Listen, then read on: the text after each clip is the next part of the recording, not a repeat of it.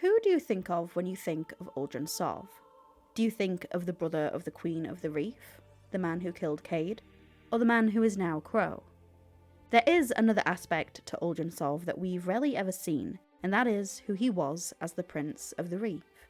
What I mean by that is, we don't know who Uldren was in the eyes of his people.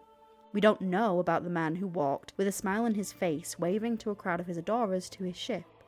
We don't know about the relationship he had with Jolyon Tildarakis, his right-hand man. We don't know in detail how the people of the Reef viewed their prince, only in the broad strokes. When he died, they mourned him, and that's about it. This season's exotic weapon quest, Tracing the Stars for the trace rifle Aga's Scepter, steadily unfolded week by week.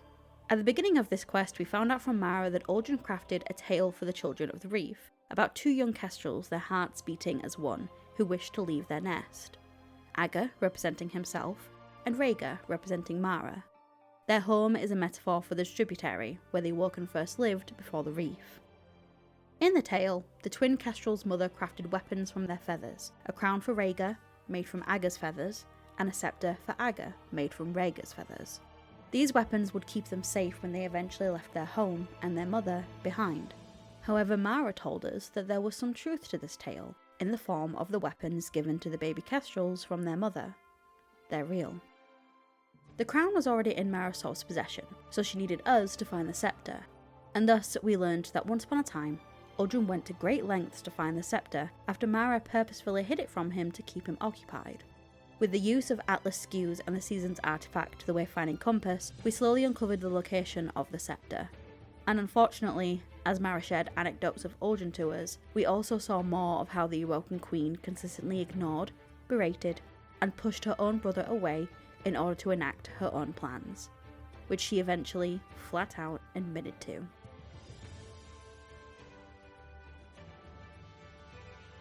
Hello there, my name is Jade, otherwise known as Scarlet Rebel, and welcome to a brand new series.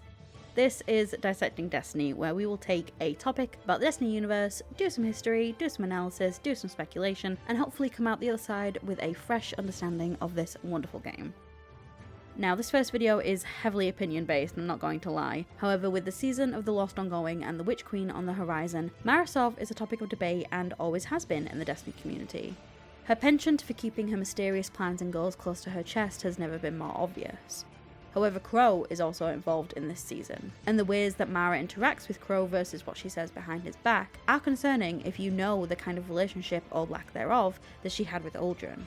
As well as some hypocritical statements and just flat out lies about him, to me it's further highlighted that the true way she's always perceived him is something that she'd like to keep hidden from us.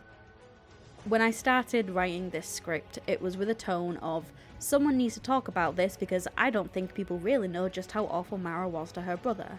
But then Mara said this in the last part of the Aga's Scepter quest.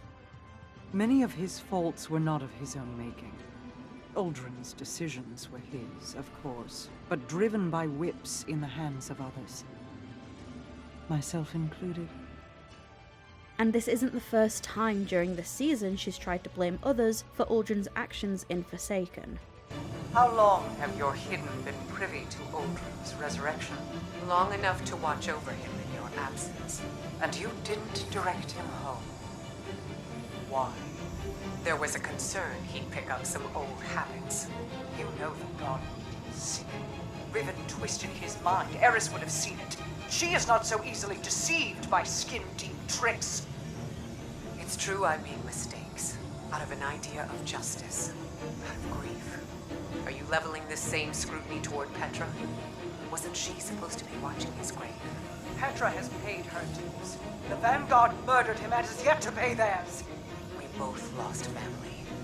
I'm sorry for my part in yours, but Crow has been treated. My brother is dead. He was exhumed, his body twisted into caricature. You had your vengeance. Is that what you're after? Cade. I still feel that grief like a stone caught in my chest. Some days it's more pronounced than others. Vengeance didn't erode that grief. Then tell me, who am I to blame? Who sent him into Savathun's clutches? Who bludgeoned Uldren into a scared animal and drove him from his home? You did, Mara. And those guardians who hurt him did so out of misguided anger. Don't make their same mistake. Don't make my mistake. Therefore, this video has shifted into an argument that Mara is more at fault than she'd like to have you believe for the path of destruction that Uldren undertook during Forsaken. I am not going to let her get away with taking partial blame, oh no. Not to say that Uldren is faultless, but the point that I'm going to make and explain is how the situation is far more complicated than it seems. His mind was corrupted, he himself was taken, and the visage of Mara is how Savathun, through Riven, tricked Uldren into opening the Dreaming City and releasing her. The visage of Mara wasn't used for reasons as simple as Mara being Uldren's sister who he thought was dead. Savathun used Mara in particular against Uldren because all his life he had desperately tried to gain her approval. Insidiously, this is something that Mara mentions in passing, as if it's just a small part of Uldren's character. A joke, something minor. Be careful with it, Guardian. He is prone to devotion. However, the reasons why there was such an ease to his corruption went beyond the hope that he could save his sister from death. He wanted her gratitude, her empathy, her love. Even before they became awoken, this has always been the case, and Mara has never shown him kindness and warmth like that. Ever. In fact, Mara consistently abused Uldren's devotion to her, and I think in the Tracing the Stars quest, we finally began to see the true way that Mara viewed him. I mean, even Forbes guy is starting to see that Mara Sov isn't that great, which is saying something.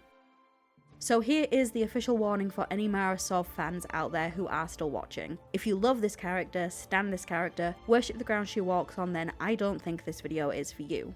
I'm using this video as an opportunity to highlight her relationship with her brother specifically, and create a fuller understanding of who she is as a person. The fact of the matter is, there's hard evidence that she treated Uldren very poorly.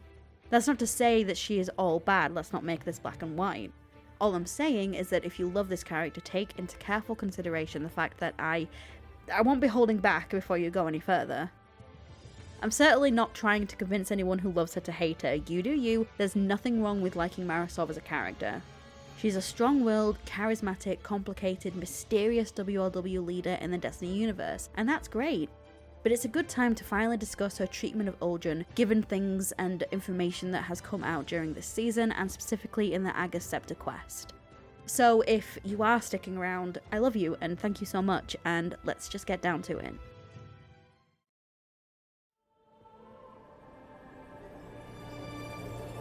The twin kestrels darted through the gaps between branches. The leaves formed verdant pathways. Predictably, Riga first, with Ager close behind. In those pathways, they traded secrets. Secrets Riga whispered to the flock, hoping to push them beyond the hollow, beyond the forest. Most nights, Riga and Ager sat beneath the stars to dream. Twin hearts sounding a duet of beats. Like ours, Mara. I still feel yours. Still distant. In this story, Ager fixated on the dark clouded pox that marred the night above the canopy. He pointed to the starry spaces between them and asked his sister to name them. Riga never spoke a word. She already knew all their names and didn't want to crush his spirit. How charitable. One night, Ager grew impatient of her silence and pointed to one of the dark spots as it roared with thunder. The storm is singing to us, said Ager. We should sing back to show it we are not afraid. Riga wove her voice with his, and the thunder resounded. She did not sing with him again after that night. Rare to see stars in the ascended plane. I wish we were doing this together. Why hide the scepter if it weren't a test? I know you are awoken, cousin, but not of the reef. This may not be known to you. When the awoken people came into being after the collapse, I was the first. As first, my chosen form defined what an awoken could be. Thousands followed my example, willing themselves into existence within the distributary. Some, like Uldren, required help. His mind was like an unsteady fawn. No surprise he was unable to do it on his own. So I guided him, filled the gaps in his memory. I gave him a star to follow. He was bonded to me, and his devotion spiraled into pathetic recklessness. Even through death, he hasn't outgrown that dependency. I see it in him as he looks longingly to his ghost for answers. To you.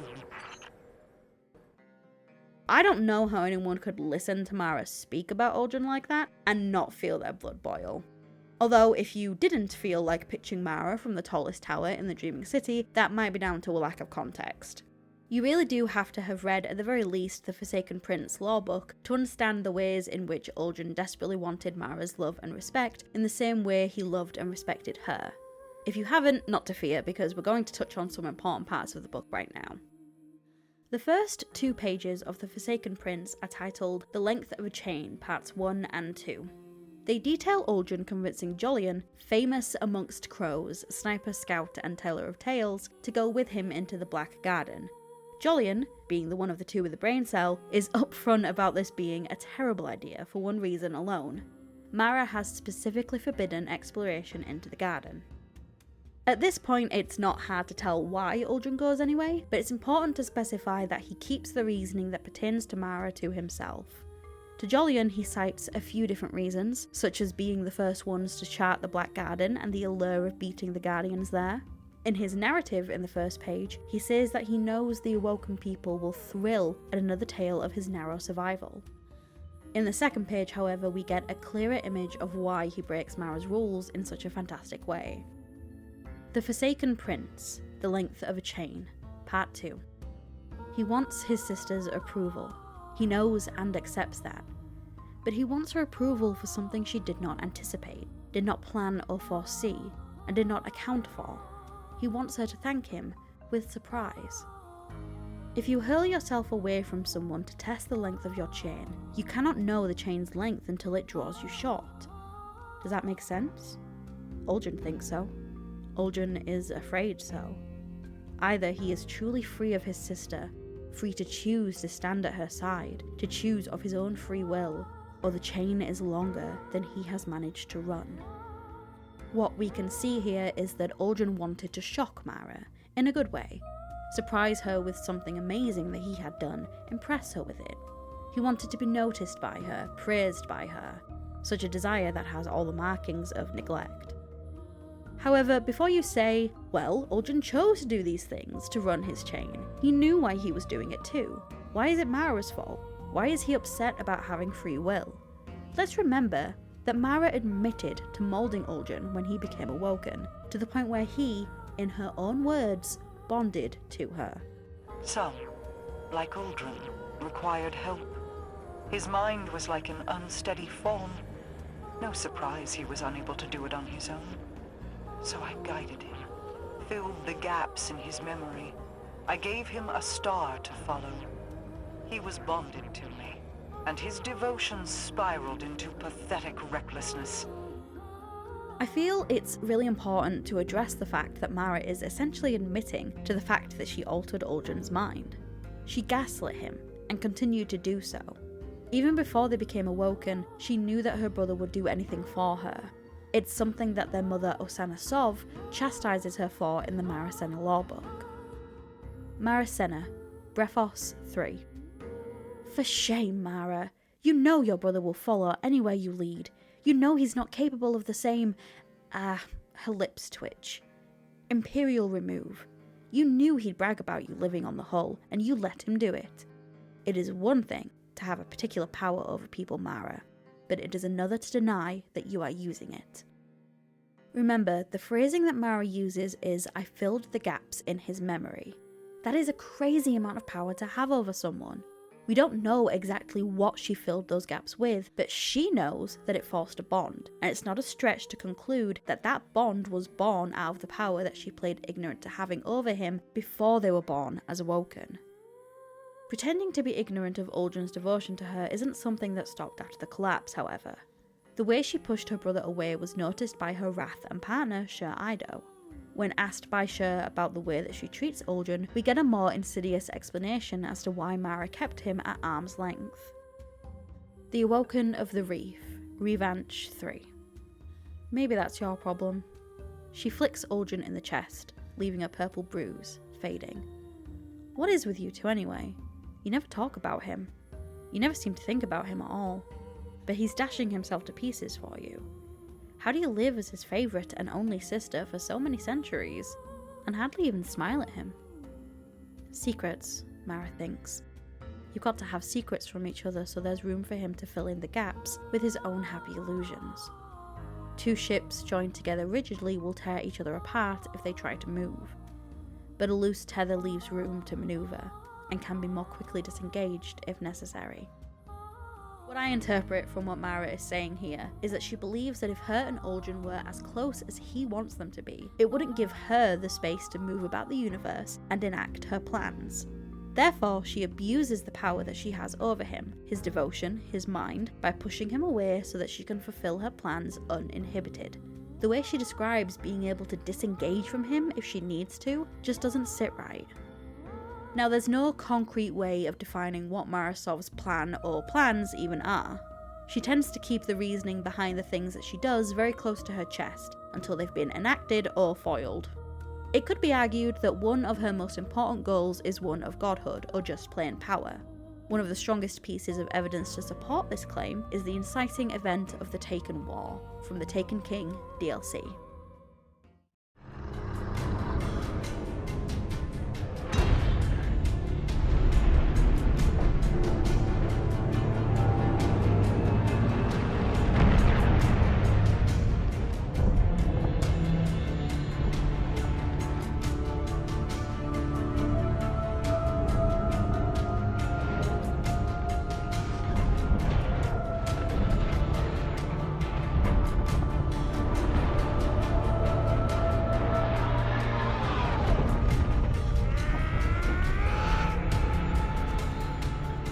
The Awoken have played their part.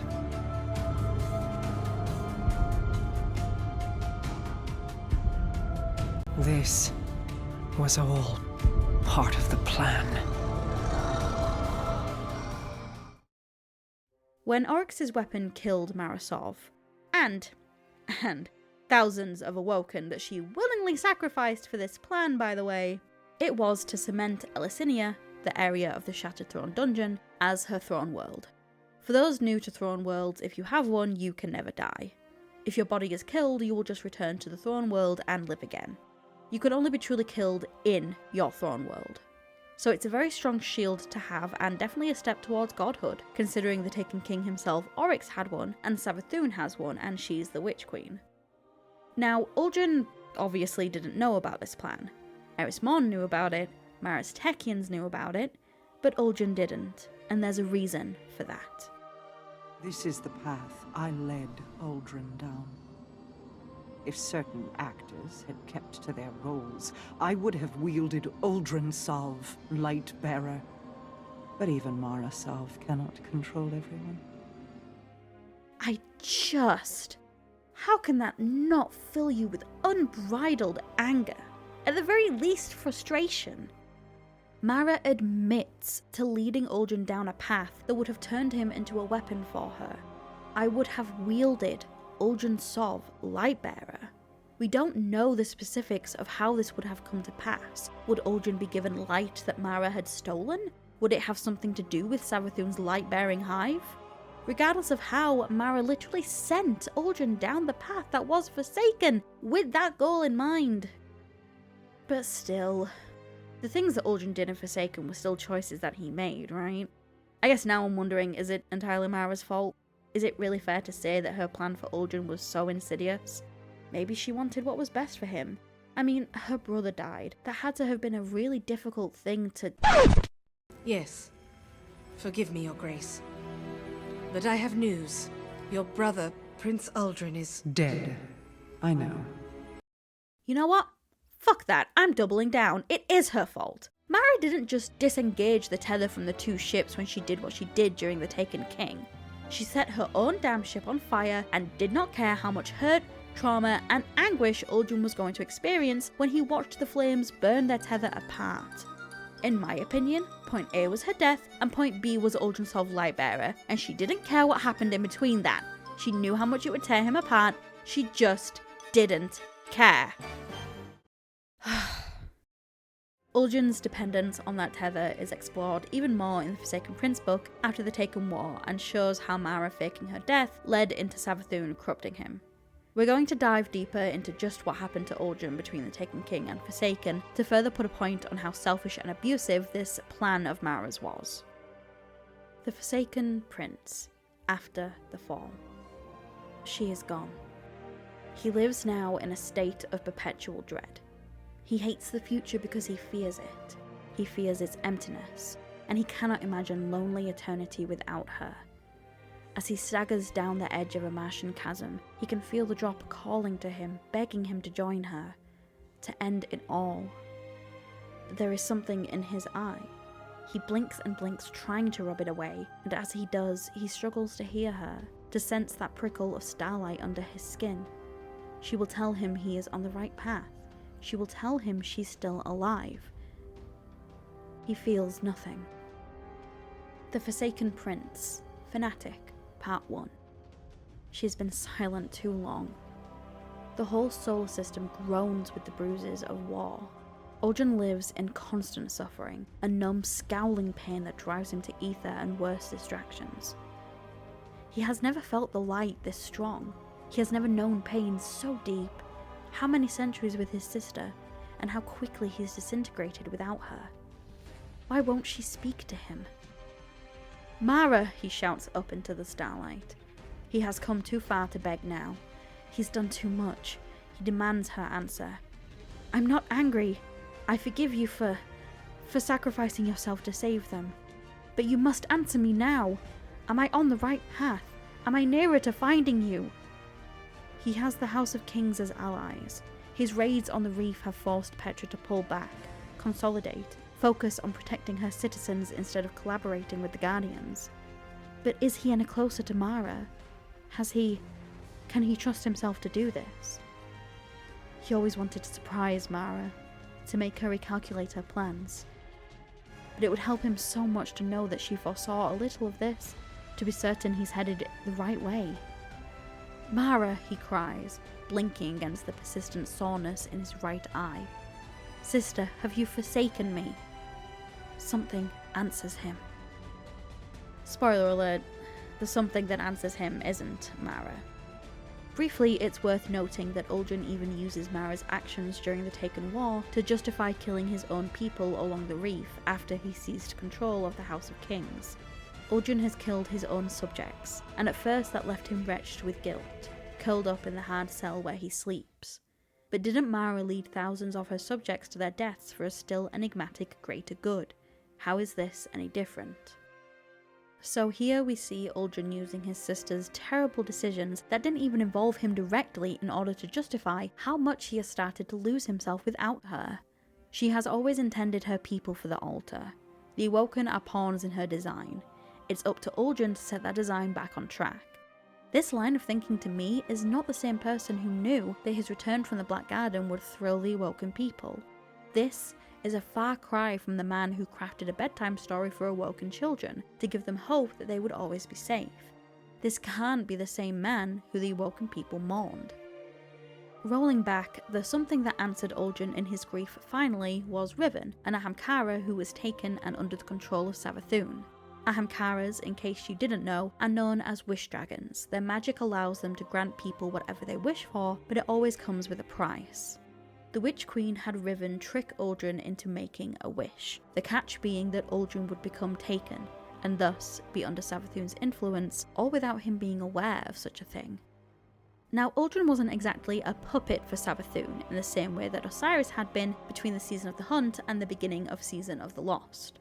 The main difference is one of autonomy. Osiris's body, his face, his voice was being used by Savathûn. Everything he said and did was entirely her. For Uldren, Savathûn instead used a visage of Mara to propel him towards opening the Dreaming City and thus unleashing Riven and her curse. However, we can safely argue that opening the Dreaming City in order to save Mara was not his own idea. It was presented as though it was his own idea, but it was essentially the Witch Queen manipulating him in order to enact her own plans. Which sounds incredibly similar to the actions of another queen we know, doesn't it?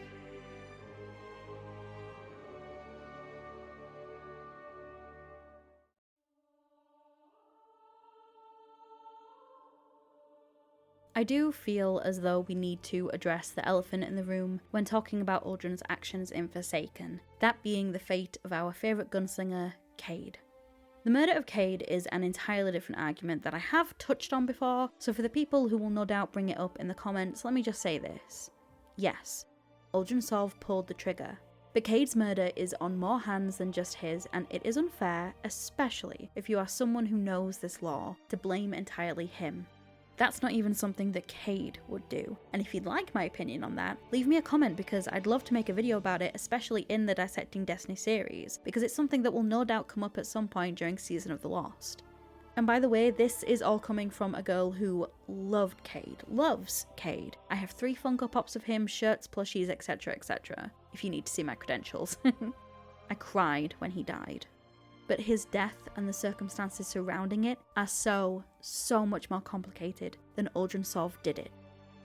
Uldren had essentially been a pawn on a chessboard arguably his entire life. Used by both Mara and Savathûn for their own ends, he was no different to Riven when it came to being corrupted and wielded by one of the queens. Does this excuse his actions? No, of course not, but we can't deny that Mara Sov is not the loving sister that she would have you believe, regardless, and I cannot stress this enough, of how you feel about Uldren. I'm worried about Crow for a lot of reasons, and the final parts of the Ager's Scepter quest pretty much amplified that worry.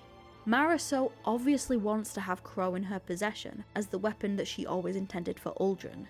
And if at this point you still don't believe me, then my final part of damning evidence is this page from the Ripples lore book that dropped in the same week as the Ager's Scepter quest end. Ripples 4. Art. Mara Sov's voice washes over the chamber's stone and crystal. He belongs here, Petra. This place draws his old self out. She pauses, knowing Petra will be silent while allowing her to steep in the words. You saw it too. He should never have been allowed to leave. I wish I hadn't, Petra says with a heavy sigh. How am I to proceed? Mara stands on the terrace above her. Give him only morsels of who he could be, nothing substantial. He is a canvas on which work has already begun. I mean only to guide that work to a familiar conclusion. Such things cannot be rushed.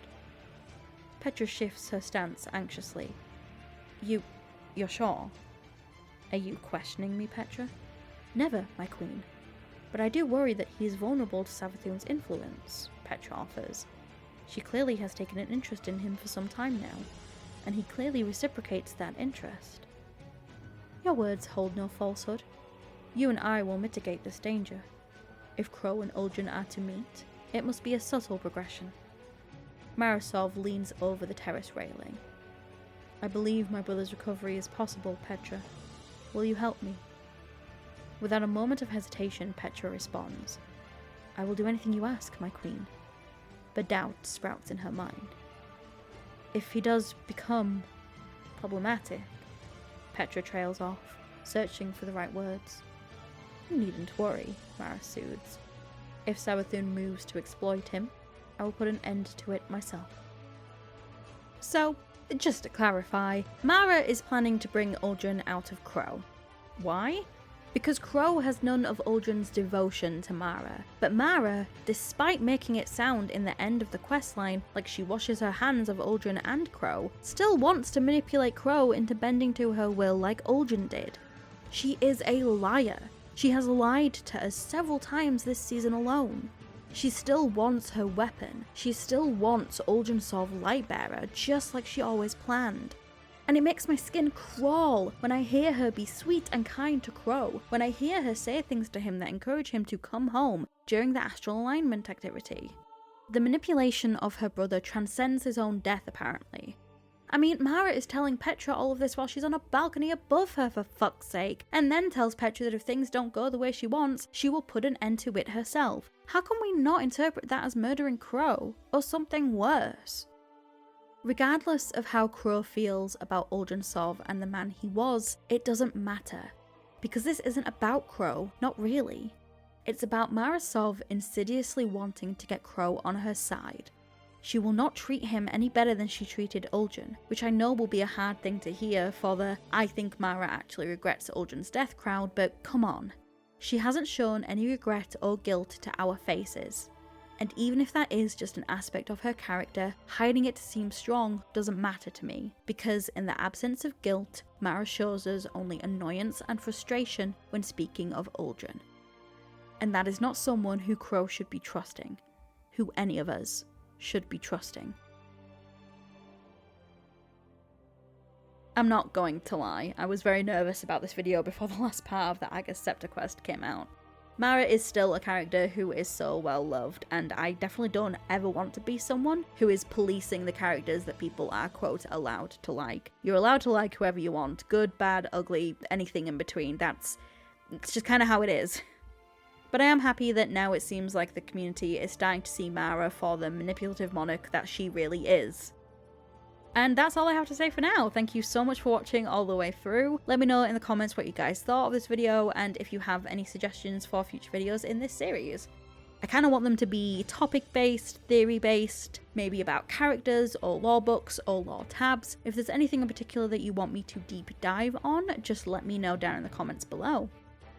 Anyway, my name is Jade, otherwise known as Scarlet Rebel. If you want to find me in other places around the internet, there is a link to my card down in the description. In particular, I'd recommend following me on Twitter _Scarlet Rebel if you want more Destiny news, thoughts and opinions. I do tend to rant and ramble there the most. And if you want to see any other analysis and speculation videos, I'll also leave some links down in the description to videos that I've done for the Planet Destiny YouTube channel. I hope you all have an absolutely wonderful and amazing day. See you later.